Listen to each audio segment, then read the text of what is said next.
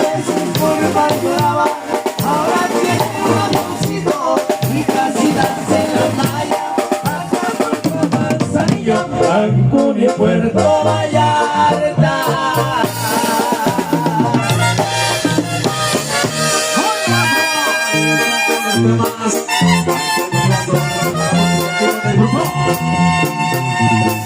Más.